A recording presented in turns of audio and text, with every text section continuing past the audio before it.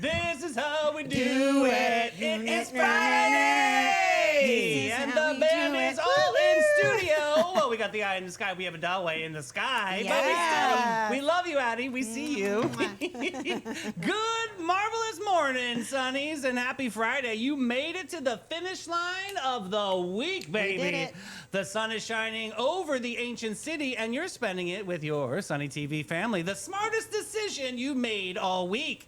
Of course, I'm your host, Davey, and I've got the Sunny Honeys in studio. We've got Mel and Ixiim here today. Hey! It's a great one for everybody. So let's kick it off and turn it over to the queen of the Sunny Snack scene, Mel. What's shaking, bacon? Well, happy freaking Friday. Hell yeah! And let me just say, we've got a show today with heart, history, and a jewel heist that goes hilariously sideways. Hilarious. I gotta hand it to our girl today because it is her day. It's my day today. This Thank you, Mel. is. And Sunnies, you do not want to miss Inspo with me today because we're going to celebrate something that belongs to every single one of us, the National Park Service, but it holds a very special meaning to me. They turn 110 years old this month. Ooh. We share the same birthday. So I'm going to talk to you all about the history, what it means, the national parks, and some of the fun little facts. And I also want to share my very personal experience with the national parks. So I'm excited for this chat. I always Yes. love to get some great history. What Ixiim and her childhood is always really, really cool. So, yeah, we've got a lot of inspo with Ixiim today. If we get to these news stories, I've got one called The Reese's Halloween Pumpkin Survives a Courtroom Showdown and Comes Back to the Shelves. Oh. Yeah. Two would be jewel thieves that pull up a heist and try to make their getaway on an elevator. Dopey sunshine shenanigans, I yep. can't. Plus, a jaw-dropping ancient wonder built thousands of years ago with no king, no bosses, just neighbors working together. And we, of course, we've got Details by Dean, your local music report, and a fresh DJ Snack Pack. We're back to singing, baby. Yes. That was so awkward. And I I'm know. coming in for So awkward. advanced math today, Sonny, What? because I've been waiting 30 years to use the Pythagorean theorem. Right. I can't even say this without it. I can't. Well, this show is full of history and heart and a little bit of chaos and, of course, a whole Sunny buffet. So grab your spice and tea and settle in, baby, because this show is fierce. It's fresh. It's It's Sunny Sunny TV. TV. And now a quick word from our legendary title sponsors, Mark Bailey from the Bailey Group and Steve Chapman's All American Air. Be ready for anything with the Bailey Group, an NFP company. Life is full of unexpected moments. Whether it's securing your family's future, protecting your business, or planning for individual wealth, the Bailey Group is here to guide you every single step of the way. Since 1954, the Bailey Group has been a trusted cornerstone of the St. Augustine community. Under the leadership of President Mark Bailey, they've grown from a local agency into a nationally recognized firm, offering tailored solutions for individuals, families, and businesses, with a focus on individual health and life insurance, Medicare solutions, group insurance, and property and casualty commercial coverage. The Bailey Group combines cutting-edge technology, strategic partnerships, and personalized service to deliver the peace of mind you deserve. Give them a call today, 904-461-1800. Hi, I'm Steve Chapman, owner of All American Air Conditioning and Heating. For over 40 years, we've been serving St. Augustine and the surrounding areas. We're the largest HVAC dealer in St. Johns County, providing high-quality service and products. With courteous technicians responding to your HVAC needs, our expertise will give you confidence in your investment. Family-owned All American Air Conditioning, voted Best of St. Augustine for more than 20 years running. All right, one of the last times we'll hear from Mel today. How's the weather report? All right, so here we go. All right. All right. Hang in there, friends, but because today's weather is going to be 90, but it's going to feel 110. I hate it. Oh, my What gosh. is that? It's Can been we recycle? What the so- hell is going But you on? know what? horrible. We're going to get an extreme today because the UV index is 11.0. Winds are coming in southwest at 7 miles per hour with gusts 15 miles per hour. I don't like. Sounds like I need a Tonight. tropical vacation. Yes. Well, What? tonight, guys, it's What are you going to be talking about? 76, but it's going to feel 86.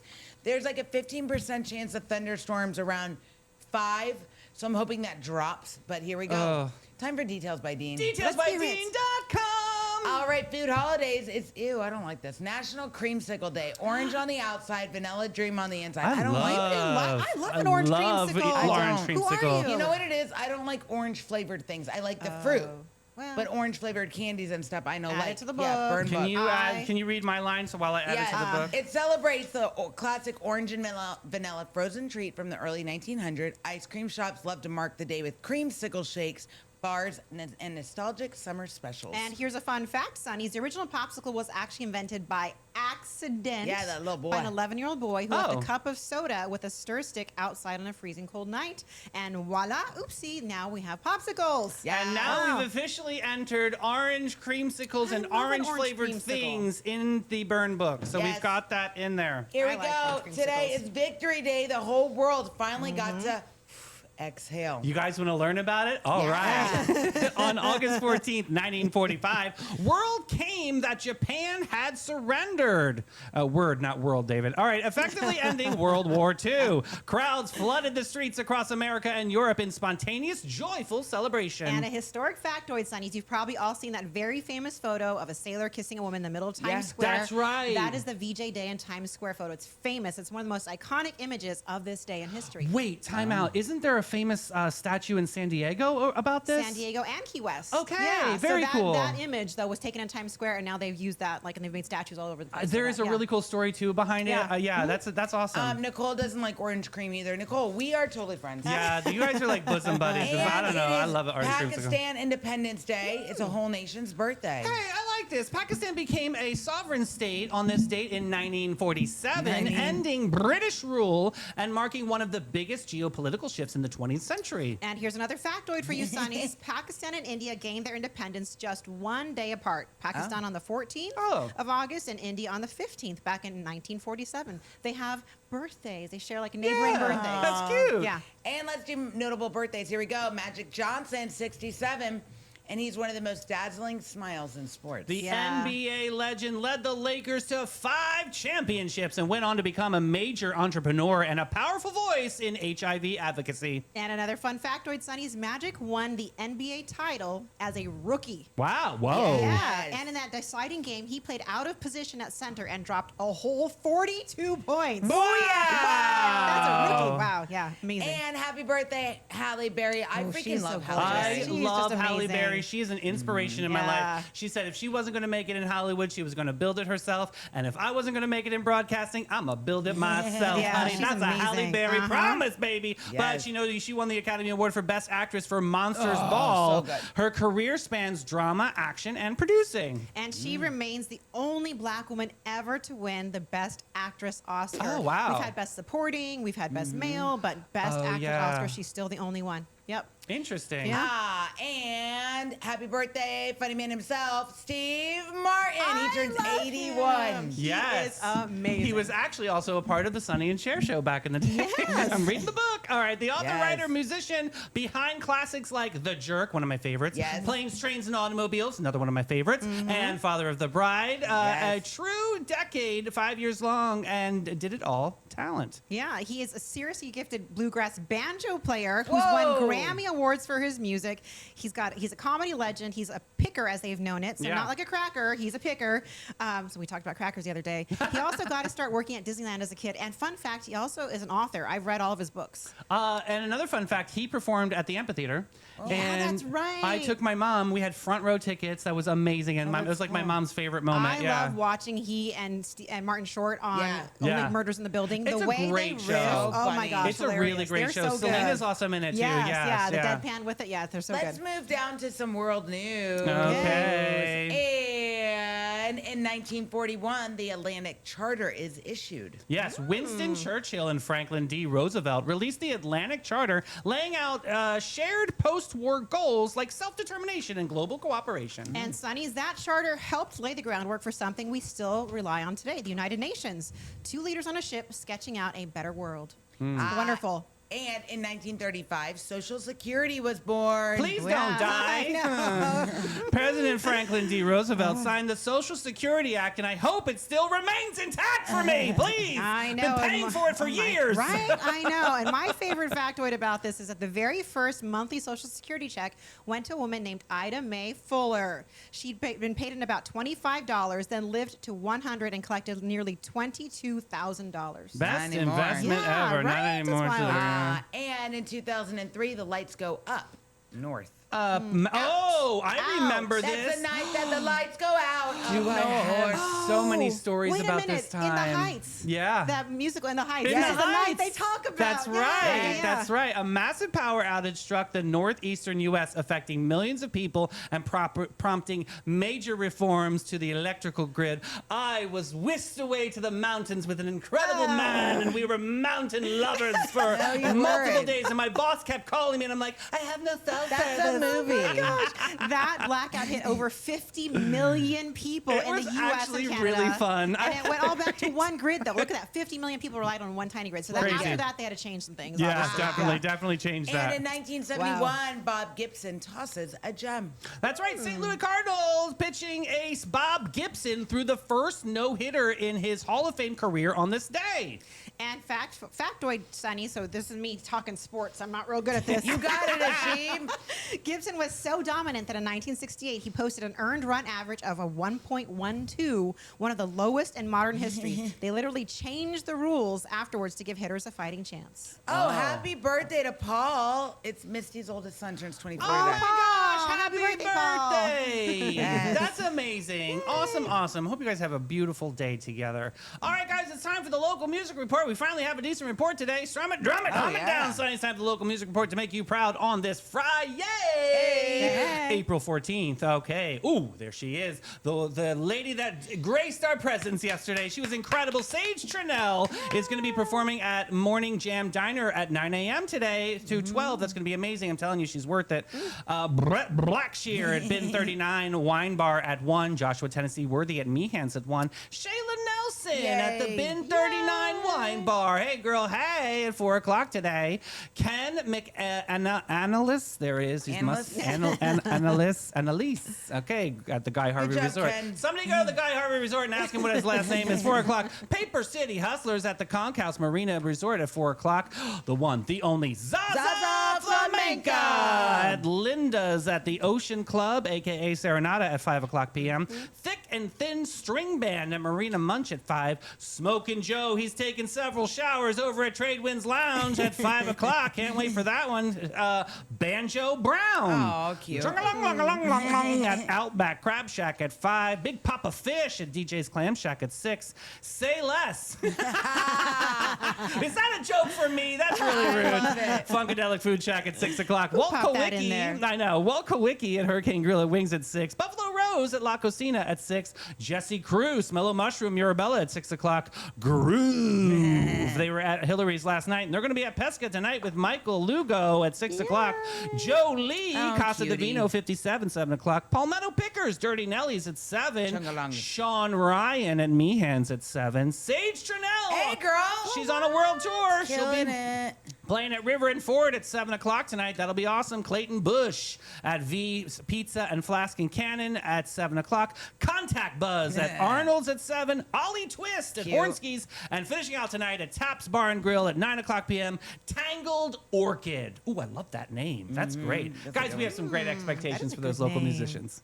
People are looking for a company, I want people to have great expectations. We are a small family-owned brokerage. What that means is you get really personalized service and everything is very hands-on. You're not just getting tossed onto the MLS and crossing our fingers. We're very aggressive with our marketing. We're excellent with communication. We have a lot of amazing relationships in the community, so you're getting the advantages of all of those things.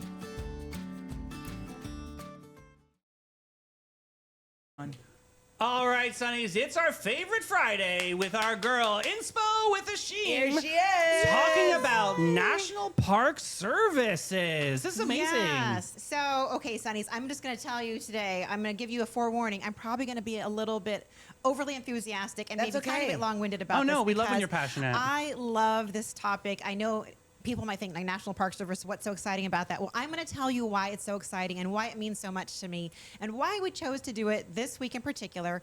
As you all know, I've got a birthday coming up. Maybe you don't know. My birthday's coming up on August 25th. Hey! And so I will be out of town beginning next Thursday She will be for a 21. couple weeks. That's I'll be right. going on vacation for our 10-year wedding anniversary on my birthday. And I share a birthday with a very important agency known as the National Park Service. So on That's so my perfect birthday for this you. year, they turn 110 years old. Oh, wow. Which I think is really cool. So in our 250th birthday as a country, they turn 110. And it's such a special agency. Why it means so much to me is my father worked for the Park Service when I was growing up, and I had such a magical childhood because of that. So I wanted to kind of share about the history, how we got here. But before we begin all that, I want to share like a brief little story.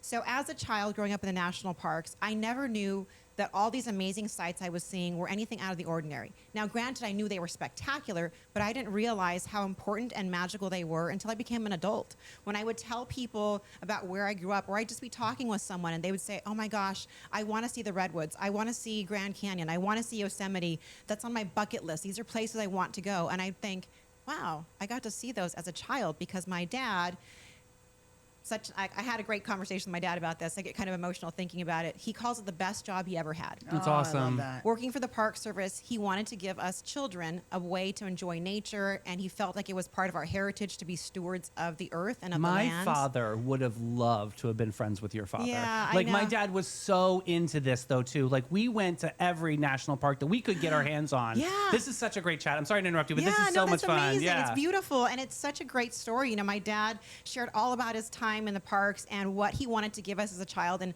it wasn't until I became an adult that I realized what an impact being a Park Service brat, as they call this, had on my life. Cool. Because seeing nature up close and being able to experiencing it firsthand gave me this amazing appreciation for the outdoors. It instilled in me a passion for conservancy and making sure we take care of our nature and our outdoor spaces, but it also created a tremendous sense of awe and wonder in me. I still remember being a child and standing outside when we lived in Death Valley. We lived in the park, looking up at the sky and seeing countless stars and being able to see the Milky Way. Wow. Because there were no street lights, there was no light pollution. Yeah. You could see everything. And I remember standing Wow. there and being in complete awe and looking up and thinking, wow. Kind of like that so guy that much we out there. reported on. Remember, you could rent a plot of land and have the telescope there Yeah. because it's so So clear. that's why that was fascinating to me, because Death Valley is considered a dark sky park as well, and you can go and experience the stars. But that moment, I still remember the moment. I get chills when I think about it, how I could look up and see the sky and see the Milky Way. And I saw Halley's Comet crossing the sky, and I saw these massive mountains off in the distance with these big alluvial fans, which are these rock formations at the bottom. And I thought to myself as a little girl, wow, there's so much out there that I don't know yet. And to think about that, like that is probably where my curiosity first peaked, was really understanding there's so much more out there. So I'm going to get back into the history, why Cool. it's so important. So think about, we've talked about the Civil War a couple times, right, on Yeah, this show. yeah. After the Civil War ended, people were looking for a way to go out and experience the outdoors. You also had a bunch of people who had fought in the Civil War who were looking to go west, where there was this unencumbered wilderness that was untouched, that people would just kind of wanted a way to break away and to have some kind of like healing and just kind of get to like more peaceful spaces. So a lot of people started exploring out west. And at this time, we didn't have all those states out there, right? You had all this beautiful land that was federal land, but it wasn't a state yet. It was just wilderness. And people were going out there, and, you know, people started building up hotels, and you started seeing a lot of development. People were cutting down forests to make furniture. And at that point, people began realizing, not the government yet, but individuals began realizing there are natural spaces out here that we need to protect. And some of those individuals were very famous, like John Muir. Oh, yeah. That's what it's John going to Muir. be named after. Yes. I was going to be named Muir. So when you mentioned that, I was like, that would have been a cool name. I actually really think that was thought a it would cool have been name. a cool Like my whole life, I was like, that's a stupid name. But now I'm like older and like a little bit. I'm like, Mom, that would have been a That would really have been cool a name. badass Yeah, name. yeah. So John Muir was a famous naturalist that had gone out to Yosemite in California and had seen that once people started going out there to visit, you saw all these people starting to kind of not like destroy the land, but yes, they were clearing down forests. And he was so like taken aback by the beauty and was concerned that people were going to destroy the beauty. He started photographing it and documenting it and sharing it with others and just letting people see what was out there. And it was his photography that allowed people to experience Yosemite, because before that, think about it, we didn't have the internet, we didn't have TV, there weren't video feeds that you could send off, but he had his photographs of these majestic mountains and these craggy cliffs and Half Dome and these amazing trees that you see out there, the sequoias that are out there. And he showed these pictures around, and he fought to get Yosemite considered a conservation area. So at that point, the federal government granted that area, the Yosemite, to California, and it became California's to kind of take care of, but there was still building going on. So fast forward a couple more years, there were other explorers who went out to what's now Yellowstone and saw this natural beauty, saw these sulfurous springs and all these rainbow colors, and people couldn't believe that this actually existed because, again, no video, no photography. How do we tell people what exists here? So you had a photographer out there who could only photograph in black and white. Color photographs had not been invented yet.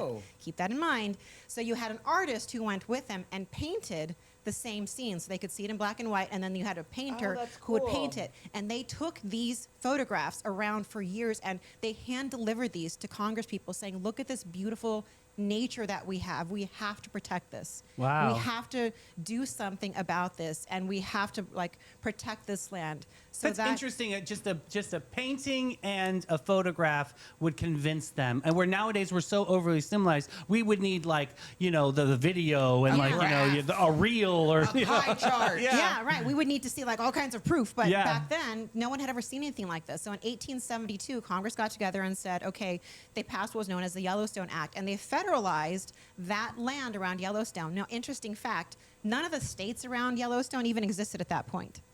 So this is why it had to become federal land, because there was not a state that they could give it to. Like with Yosemite, the federal government gave that land to California to take care of.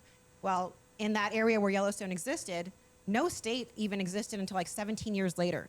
The first state that existed after that was 1889 in Wyoming, but before that, in 1872, there was not a state that they could say, hey, state, let's protect this land. And so they had to do something, so the federal government stepped in to protect it. So that was 1872. So Yellowstone is considered our first national park. While Yosemite was the inspiration for protecting land, Yellowstone is the first federal park because it was the first land without a state, if you will.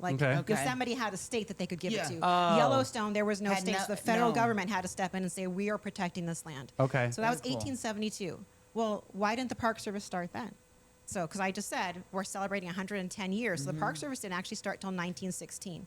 Well, during that time, in that 44-year gap, all kinds of different agencies took over the various conservancy and protection of these various lands. And they were all doing it a little bit different. Some states had a lot of money. Some agencies had a lot of money. You had the U.S. Army stepping in to be rangers, if you will, here and there. I don't know if it's a well-known fact, but the Buffalo Soldiers actually were very critical during that time in taking care of Yosemite. So the Buffalo Soldiers, some may not know, was an all-black Army regiment, and they would go out to Yosemite to patrol the lands, not to wage war, not to do anything, but other than to protect the land from poachers and people who were out to destroy the environment. So much so that the Native Americans who saw these soldiers, these all-black soldiers, they're the ones who gifted them the name the Buffalo Soldiers. Because to them, to the Native Americans who lived on that land at that time, buffalo were a revered and esteemed creature, and here were these individuals who were big and strong and not doing damage. They were protecting the land. And so they called the soldiers that they saw, these all-black regiments, they're the ones who called them the Buffalo Soldiers. And the Buffalo Soldiers took that name on as an honorific, as a way of, as a source of pride that the Native Americans accepted them and saw the value. So it's a beautiful story how we have these individuals who step in. And this was happening all across the country. You had various agencies who were all taking part in protecting the land, but all doing it a little bit different. No one was doing it in the same. So in 1910, President Woodrow Wilson finally decided we have to do something to federalize this so that every park has resources, is being run the same way, that we protect these lands. So in 1910, something was passed called the Organic Act, August 25th, 1910, signed by President Woodrow Wilson. And the phrase that was in there, that is a beautiful phrase, the mission in there was to create unimpaired land for the enjoyment of future generations. Oh, wow. And that is when That's you what think it about is. that, in 110 years ago, they thought we want to protect this land so that future generations, like you, Davey, with your dad, like me with my family, like Mel, if you've ever been, they had the foresight to think that generations from now, because we are those generations from now, they wanted these parks to be there for everyone to enjoy. Yeah. Didn't matter how much money you had, didn't matter what your title was, didn't matter any of these other things. They wanted these lands for all to enjoy. Awesome. And I just think it's such a beautiful story.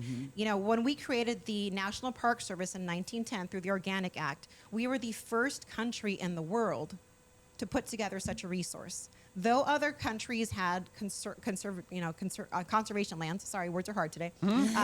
Though they may have had land, they didn't have one agency taking care of it. And a lot of these places in other countries, the land was owned by the wealthy.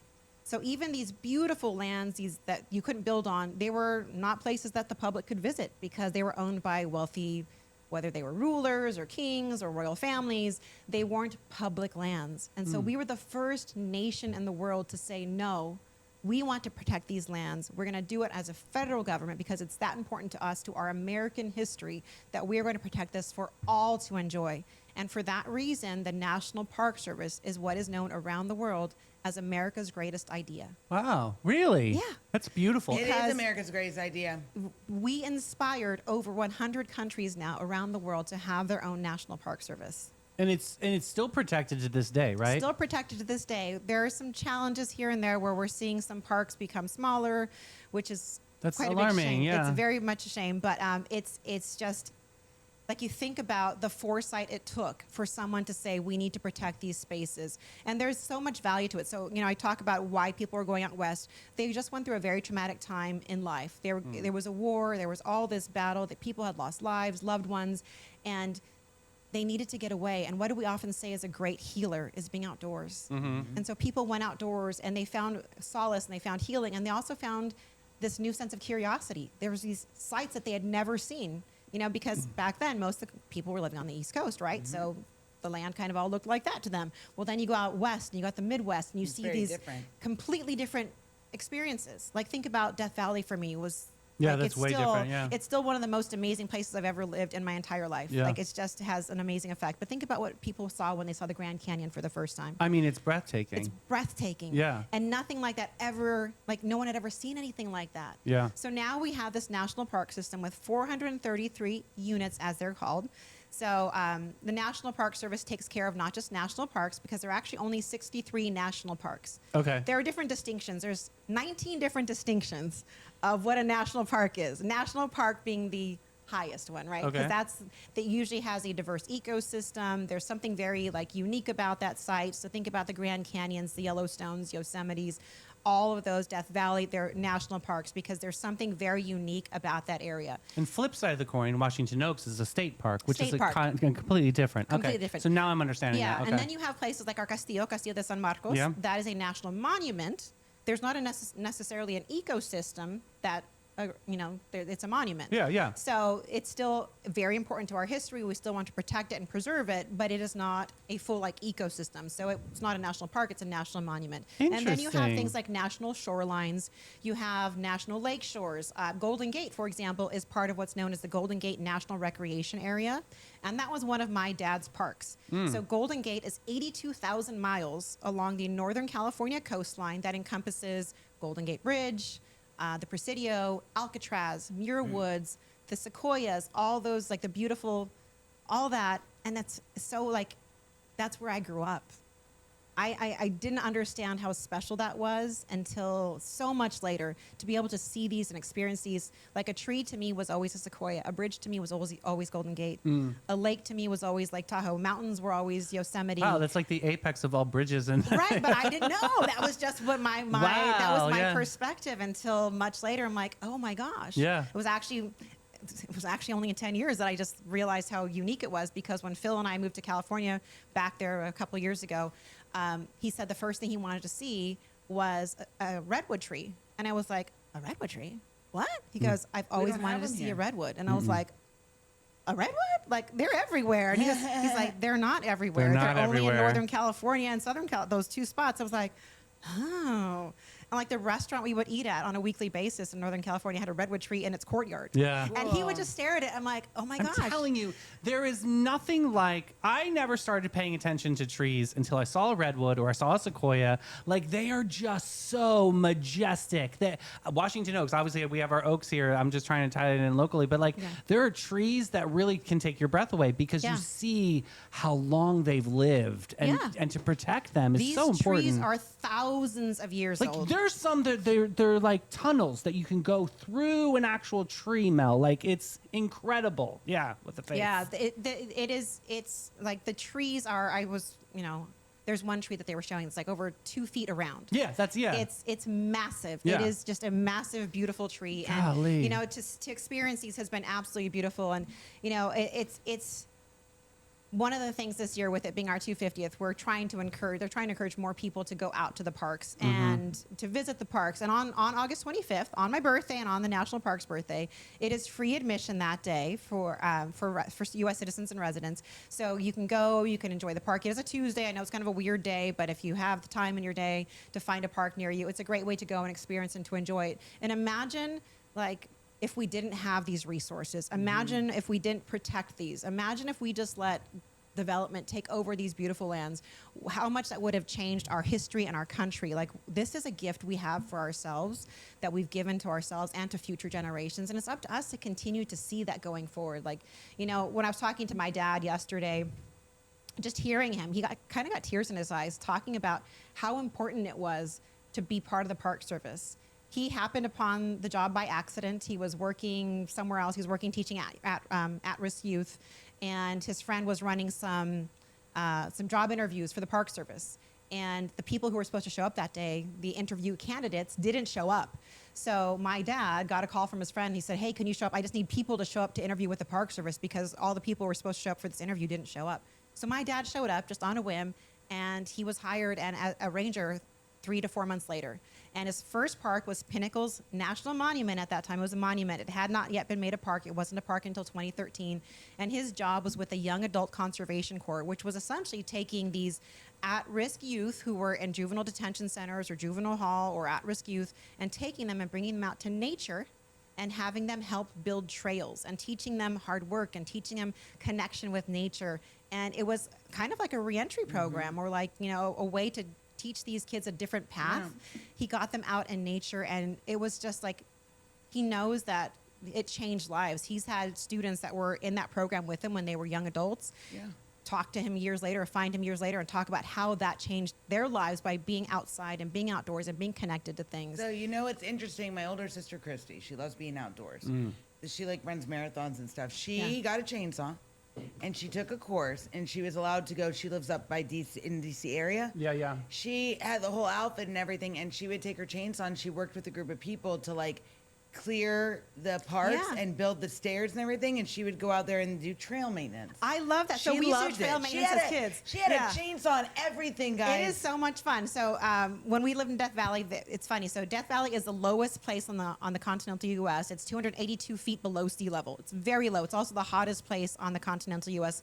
134 degrees, recorded in 1913, 1916, something like that. But it also has an extremely high peak within the park boundaries called Telescope Peak. It's over 11,000. I think it's almost 12,000 feet high. Well, there are trails that go up there, obviously, and part of the park ranger's job is for maintenance on the trails. So when we lived inside Death Valley, there were only 22 families who lived inside the park as part of Park Service, and all the kids were kind of all around the same age. One of the weekend activities we did was we all got all of our gear, pickaxes, shovels, all the things like hedge trimmers, and we went and we started going up Telescope Peak. Now, I didn't get to go all the way to the top because I was only 8 years old at the time, so I wasn't old enough to go all the way up to the peak. They left us kind of down at this mid-level base camp, but it was a multiple-day project where we would go up and we would hike, but as we were doing it, we were clearing the trails, and we were adding those little guides. You put rocks on the sides, and so that's why now to this day when I go hike, I get so mad when I see people going off trail because I'm like, no, there's a trail for a reason. Yeah. One, it's safety, but also two, more importantly, it's erosion. We're trying to minimize erosion on these sites because after a while, there are some sites around the world that I was learning about that because of. So what do you want me to do? Pee on the trail? I gotta go pee.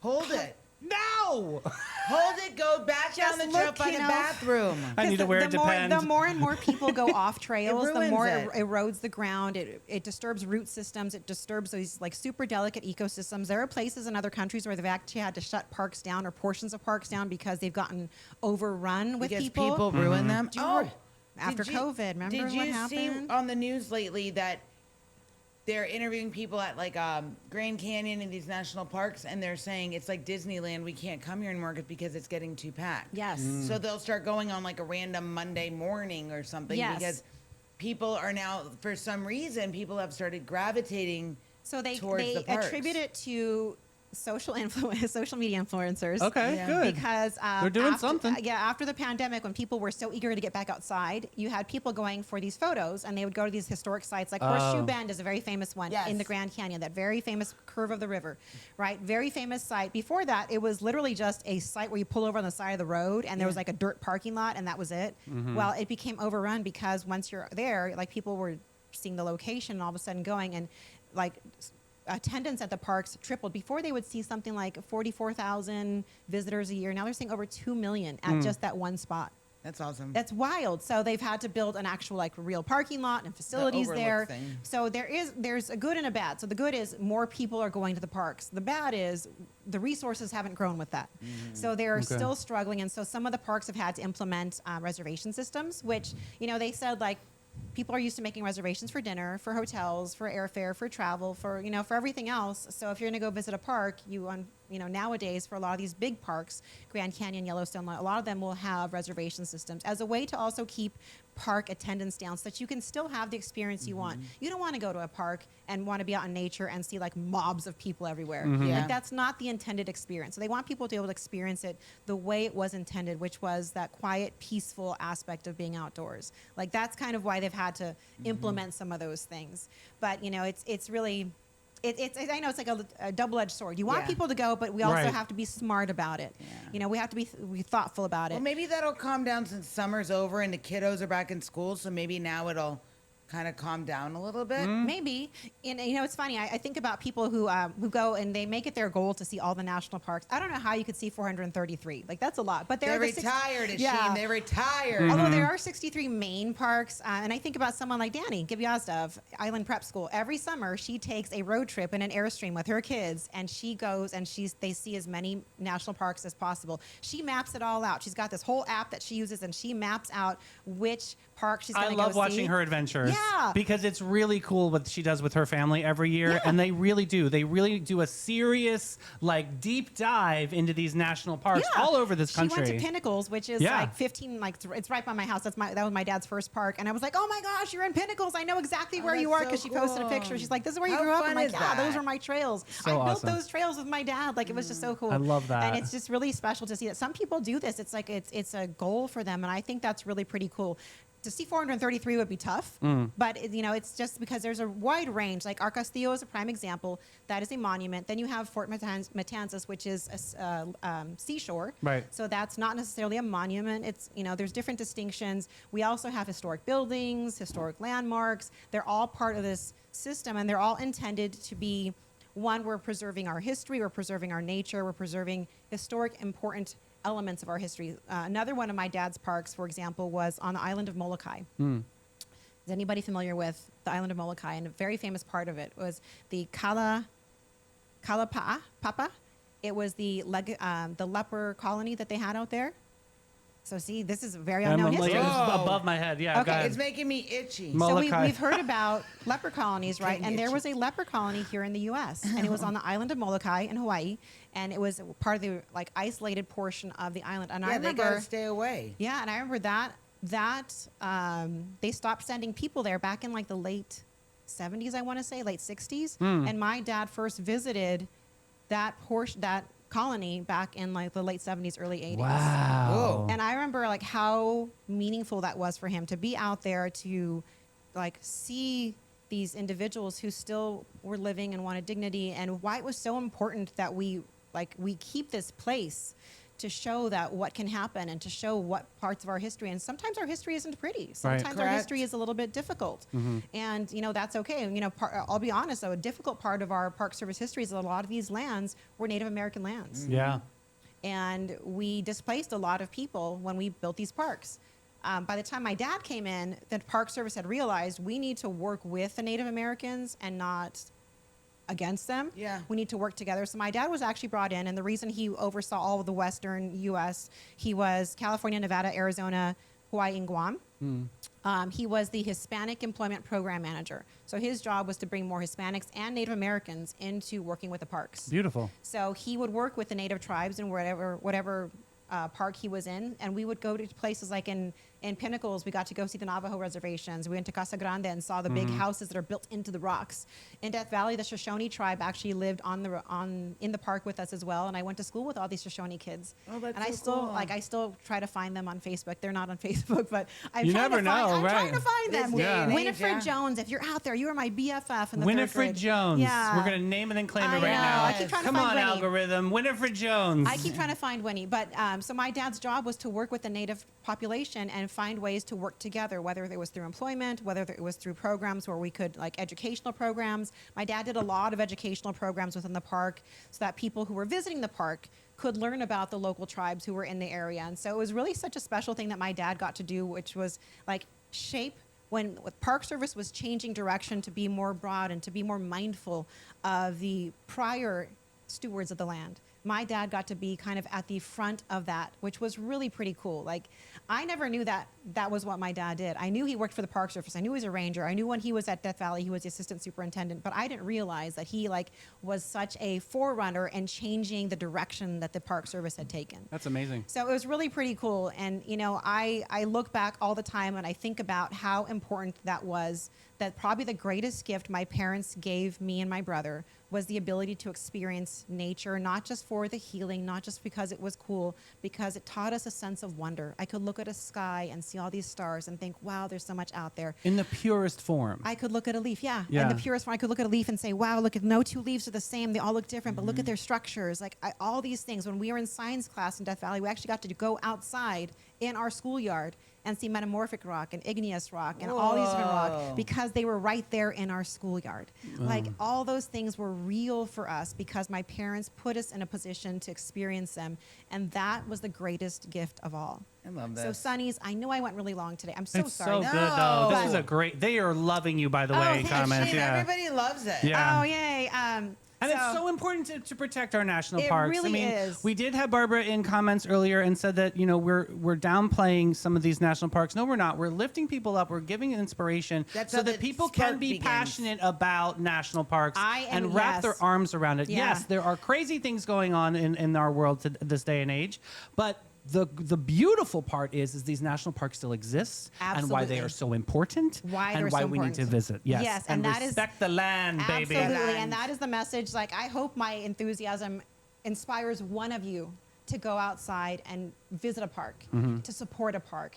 We cannot lose these amazing protected lands. I think about the beauty and the joy that they instilled in me, the awe, the curiosity, and they do this for everyone. I'm sure you had those You same make me experiences want to for go your to a dad. national park after this. I want to tell you that. Yay. Like, I Absolutely. am not a nature outdoors. I used to be, but now I'm like, I need to get back in touch with those roots because Yeah. it's like a form of meditation that I can't. It's like almost like a pilgrimage or a religion. It's just so incredible to be out there with nature. Well, I've never been to the Grand Canyon. Jim has when he was younger. It shows. So, shut up. So, we were talking about this is so funny because a few weeks ago, we were just talking and he had the History Channel on and they did this whole thing about the Grand Canyon. He goes, babe, we were just talking about that.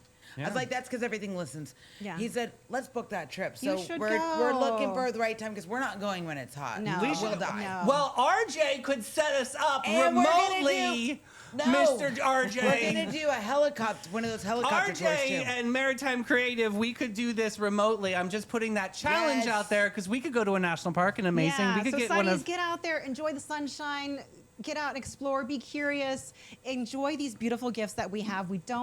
We're not guaranteed to have them forever. That's Oh, true. shame. And we my mom. are the best at this in the world. Finally, something we are truly the best at, honestly. Not finally, but there's, this is like, we led the charge in this. And so it's like on us to continue to keep it for Yes. future generations. generations before us kept it safe for us and protected it for us, and now it's our turn to do the same for generations to come. And let it be beautiful for all humans all over the world. Yeah. I'm gonna get that clip in there. Guys, happy birthday. We're gonna take a quick break with Maritime Creative and Flashes and Brilliance. Maritime Vibe Check. Fresh version. When the lights come on and the magic begins, There's a crew behind the scenes that always wins. Maritime Creative. They set the stage. From sound to lights to video waves. Big show, small space, doesn't matter a bit. They show up, they glow up, they make it all lit. No panic, no chaos, just smooth, clean flow. They take a wild idea and make it glow. Need a vibe, they build it. Have a dream, they get it. From spark to spotlight, they never forget it. I trust them, I love them, they come on through. Maritime Creative, that's the real stuff, boo. So if you want your moment to rise and shine, call the crew that always gets it right every time. It's Maritime. Got gold? Got silver? Got a drawer full of what even is this? Then it's time to cash in with Flashes and Brilliance, Northeast Florida's most trusted gold buyers. They're not just buying gold, they're buying silver, rare coins, fine watches, estate jewelry, and all the sparkle you forgot you had. Don't just sit on your treasure. Turn it into cash today. Call John and Steph, the pros who make it easy. 904-540-7617. It's fast, it's friendly, it's Flashes and Brilliance, because your buried treasure belongs in your bank account. Oh, well, oh, well. oh well, well. I just realized this is the last show before your birthday. Yeah, And Ixiim came to studio, she said that to us, and we were like, oh, man. we're gonna miss your birthday again. We totally were going to miss your birthday we did again, it. but we Oh, didn't. you guys. And we have to do a big shout out to Steph Robinson that made this happen for all of Flashes us. and Brilliance. You've got to open it up on air for Wait, Steph. we gotta sing first. Hold on. Oh, yeah. Happy birthday to you, cha cha cha. Happy birthday to you, cha cha cha. Happy birthday, dear Inspo Queen. Happy birthday to you, cha cha cha. Open your present. That's from Thank you, Colleen. The guys. sun is from Colleen. It says Sunny. It's funny. I saw that one there. I'm like, that is such a cute sun. Oh, you got Thank the you, brooch. Colleen. Oh, no, did you get the little keychain? Yeah. Aw, Super cute. You guys are just way too much. Oh. We love you. Oh, it's a box. And Good things come in small show them, packages. show them that's my That's wrapping. a Davy wrapping. That if is you've with ever seen bow. Davy's bows, That he is the understands. Tiffany bow right there. Wow, that is a good You bow. would have been a great cheer coach, David. It's my favorite. I Oh love my making gosh, bows. don't even say, oh my gosh. It is. Oh. Sorry, I'm squealing with delight here. Put it on. Yes. She is beautiful. It is it's beautiful, You're LaFon, beautiful. flexible cuff, and you can wear it all day, every. Oh my God, I It's- liked her It looks because beautiful on you, Ixiim. she reminded me of Snake Eyes and I'm Yeah. a serpent. It's amazing. It's Oh, you happy guys, birthday. Thank you. This Well, is I love you. so. Well, we missed it last year because you were gone. Yeah, and so I'm like, I was determined. We're not missing it this year. So I was like, We Steph, love you. I got to get something very special for Ixiim. Oh my and God, you big guys shout are out to amazing. LaFon Thank out you, there Steph. because Thank you, there's Davey and there's Mel. nothing like owning a piece of LaFon. I'm telling you, This it is is- incredible jewelry It that will looks hold up. gorgeous It on is you. my favorite brand. So we love you. The all whole my- world loves you. All my girlies get a piece of LaFon at some point Oh in my life. So gosh, yes, you guys. congratulations. Thank Beautiful. you. I'm like overheating now. Where's my fan? All right, let's do this quick story real quick because I want to know what's going on with my candy. All right, the It's great all lab candy pumpkin now. returns. Reese's is back and still blank. What? Sunnies, I hope you're sitting down because I've got a major seasonal news. The beloved little candy of the whole spooky season is This coming is your back favorite. to store shelves. Yes, ma'am. After a whole courtroom saga, it's returning the way we've always loved it. Grab a snack, a peanut butter one, obviously, because these Reese's Halloween pumpkins have survived a lawsuit.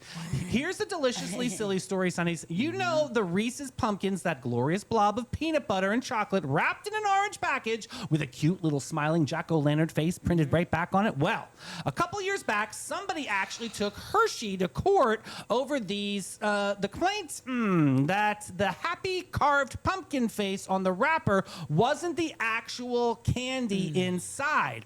The real Reese's isn't just a smooth, blank little oval, no eyes, no smile, no spooky face. The lawsuit claimed that that was a big old letdown. Okay, Oh shocker. I my have a lot of gosh. feelings about this, guys. Okay. Who ever opened a Reese's or a piece of candy in general, inspected it for special facial features? Not me, honey. I'm eating that thing. Okay. Where are the God. pumpkin eyes? It doesn't matter. Open the damn thing and eat it. God bless. Like, you know what? The Yeah. gummy fruit, it doesn't look like gummy fruit, it's a blob. So No. if you... That's crazy. Our country is so Sue happy. This is complete bullshit. Absolutely. This is called bullshit. Yeah, I know. Absolute Take your blood bullshit. pressure. I'm sorry. This is ridiculous. Those things are good, too. Who cares what it looks like? Just Right. eat it. God Listen, bless. this Oh, person my is God. getting my new face for things I can't stand. Oh, wait. This goes in Oh. your book. This goes in your book. This goes in the book. Stupid Sue happy consumers. people. Okay, keep talking while I can't. write. So, Reese's Halloween pumpkins are returning to the store shelves this month, completely unchanged, keeping their smooth, featureless oval shape. In a 2024 lawsuit claims Hershey's ads were deceptive. In September of 2025, a judge dismissed it, noting people could still enjoy their treats. Hershey's Halloween brand manager, Katie, said, "We have not made any changes to the Reese's shape, Yes. calling the pumpkin the cornerstone of our portfolio." Absolutely. Yeah, absolutely. Welcome There to is Summerween, friends. There is something more special about the Reese's, either the I eggs can't. or the pumpkins. The peanut butter to chocolate ratio is so much better in Oh. the seasonal ones, and it's fresher, so you don't get like that weird Right. waxy chalky. It's a little chalkier, right? No, Yeah. it's so people good. like that, like just go No. sit in a no fun house and just go away. Don't go out in public. Yeah, you're Yeah. not invited on Old Town Trolley or the St. No. Augustine Attractions Yeah. Association. Sit back and relax and take it easy, baby, and let it go as Old Town Trolley's licensed and talented tour conductors share over 500 years of St. Augustine history. Guests will enjoy the city's European flavor, brick-lined streets, and sites such as the Castillo de San Marcos, the Fountain of Youth, and Henry Flagler's former Ponce de Leon Hotel. This 90-minute tour features 22 stops and covers more than 100 points of interest. Guests can use their ticket all day for on and off reboarding. You got to check out hometownpass.com. St. Augustine isn't just a destination, it's an experience. From historic streets to the unforgettable adventures, the city is full of moments waiting to happen. But here's the move. Don't just guess your way through it. Go where the Sunnies find the most trusted attractions. The St. Augustine Attractions Association. Dozens of the best experiences all in one place. From history to hidden gems and everything in between. Plan smarter, explore deeper, experience more. Go to StAugustineFLAttractions.com because here you don't just visit St. Augustine, And you now, live it. doesn't mean I have to do it. Yeah. That was Let your history. sister and Scott do That it. was his thing. Let Shannon and Scott do the trail. Mom, I'm not going to do the Appalachian You guys Trail. ready? Mom and I will be in the Four Seasons at the lodge. That's where we're good. All right. Standing on your mama's porch, you told me you would wait forever. Oh, and when you held my hand, I knew that it was now or never. Those were the best days of my life. Back in the summer of '69. Brian Adams. Yeah, And here's a he's fun good. little scandal, friends, because you know I love a good scandal. Nobody agreed on what 69 even means. Brian Adams cheekily claimed that 69 wasn't about the year at all, but a little wink about romance. His writing partner, Jim Balance, swears up and down it just means the year 1969. We'll leave that debate right there. That's fine. It's raining men. Hallelujah. It's raining men. Amen. I'm gonna go out to run and let myself get absolutely soaking wet. It's raining men. Yes. I love I it. love this song. Me too. This song was turned down by a who's who of superstars before the Weather Girls got it. Ugh, Donna really? Summer, Cher, Barbara Streisand, Diana Ross, they all passed on it. It's raining And wait, It's Raining Men, one legend's reject pile became another's signature smash. And get this, Interesting. one of the songwriters was Paul Schaefer, the beloved bandleader from That's David my favorite Letterman fact shows. about this song. Really? Yeah, the Paul man, the Schaefer. bald guy with the sunglasses and the saxophone. Yes. He wrote "It's Raining Men." He wrote that? Yes. Absolutely. Oh my I love it. God. I know. Last but not least, Love me do. You know I love you. I'll always be true. So please love me do. Love Me Do was the Beatles' very first single released back in 1962, and that's where it all began. The opening note of Beatlemania. Now, here's a fun fact that'll surprise folks. You guys ready? That's not entirely Ringo on the drums. The producer wasn't sure about the band's the band's brand new drummer yet, so he brought in a session player named Andy White for the recording. And poor Ringo got so bummed out to playing the tambourine on his band's own debut. Don't worry, he turned out fine just after that. All right, let's get into Sunshine Shenanigans, shall we? 'Cause you know I love dumb people. Here we go. This one's called The Elevator to Nowhere. All right, gather round. Oh, Jesus Christ. Because today's caper is happening in Kenwood, Ohio. Another Ohio. Jesse Snow, so sorry. Getting run over a lot in Ohio over there. It is a beautiful reminder that even the most dramatic heist can be undone by the single most boring machine in the entire building. Today, Sonnies, we salute 2 would-be jewel thieves brought down not by a SWAT team, not by a detective, but by an elevator. Here's the setup, Sonnies. 2 of our masterminds decide that they're going to rob a jewelry store, and I'll give them this. The break-in part started with gusto. One of them smashes right through the front door, whips out a crowbar and a screwdriver, and jimmies open a second locked door, and then starts hunting for the right case to crack. This is a man who came prepared, Sonnies. This is a man who watched the movies. He grabbed the rings. He grabbed the pendants. He's living his life on the big screen dream. And then, Sonnies, the police start rolling up. Now is the time for the most important part of the heist, the getaway. And here is where our criminal masterminds reveal that they did not read all the way to the end of the plan.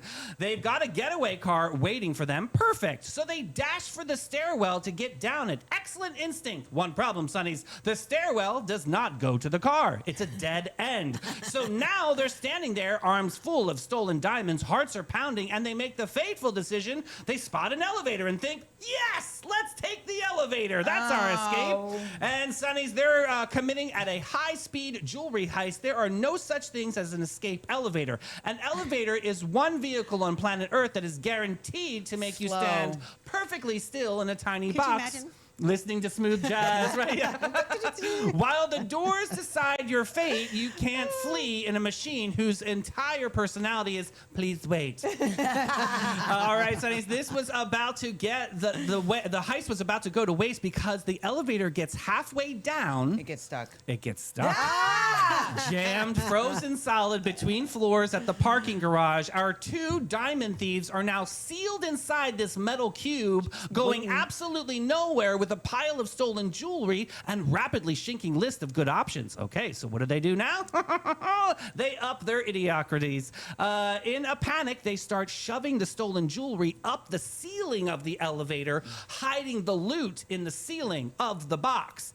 Then they're trapped in. Well, they are just delaying their own confession by 90 seconds. So here's the cherry on top of the story. Our dashing criminals finally get out of the elevator. They had to be rescued by the fire department. The same firefighters who saved cats from trees and had to come pry open the doors and gently help these 2 jewel thieves out directly into the arms of waiting police. Pried loose and arrested, a 2-for-1 deal. So the lesson today, Sonnies, is a timeless one. Don't take the elevator if you're going to do a heist. There it is. Oh my gosh. What? You go on the roof and you get in a parachute. That's it. Yes. Base jump. 007. Nice. jump. All right, Mel, what's on your nerve today? Oh, I forgot. I know this Here one. you go. Thank you. I lost my papers. You're good. Oh, what's on my nerve today? Well, what's not on my Complicated nerve? math is on your nerve today. When are you going to use it? Never. I'm sorry, but I love number 2 pencils, okay? But I don't love math, and it's no secret. I'm terrible at it. Where was your But can last I- math class? Do you remember? I remember mine was Algebra 2.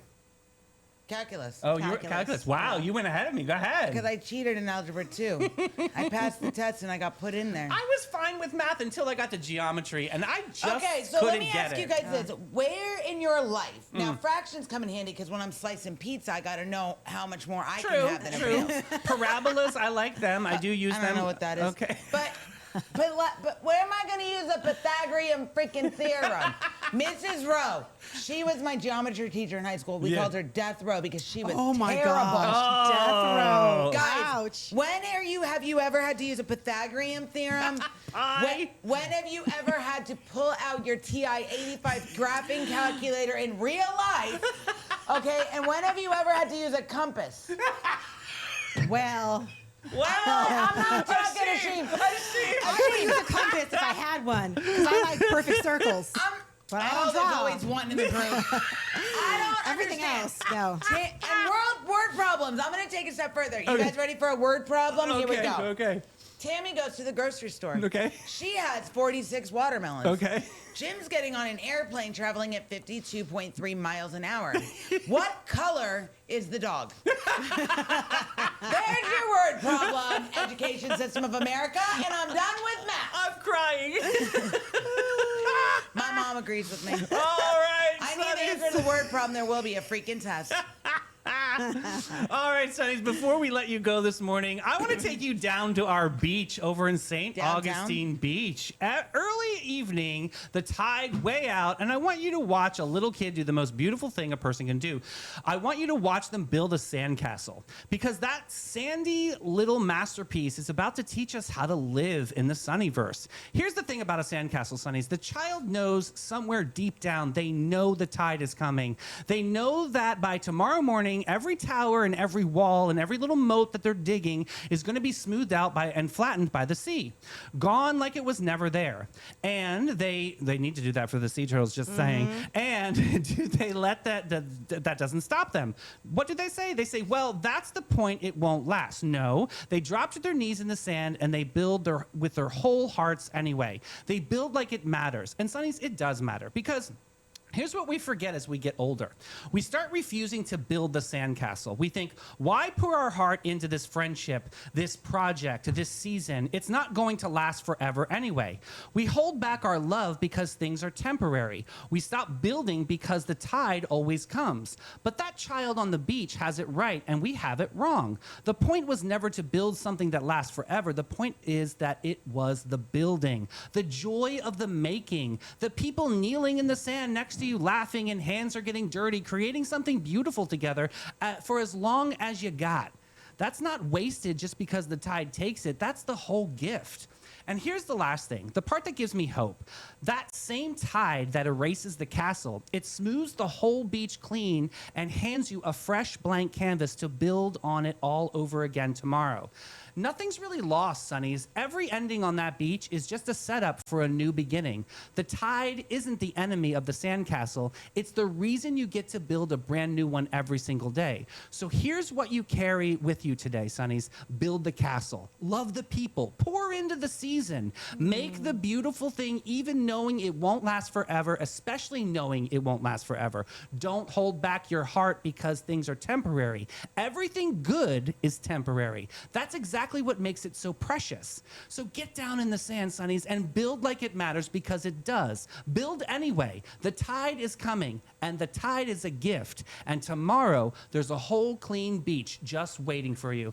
Guys, have a beautiful weekend, but the Sunny Brigade will be rolling back at 3 o'clock today, and we've got an Addie's Reddit rundown you're not going to want to miss.